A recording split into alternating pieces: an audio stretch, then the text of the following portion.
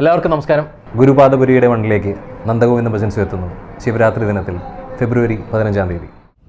ഓ നമശിവായ. ശിവരാത്രി എന്ന പുണ്യദിനത്തിൽ നമുക്ക് ഏവർക്കും ഭക്തിസാന്ദ്രമായി ആനന്ദലഹരിയിലിരിക്കാനായി പ്രിയപ്പെട്ട നന്ദഗോവിന്ദ ഭജൻസ് വരുന്നു.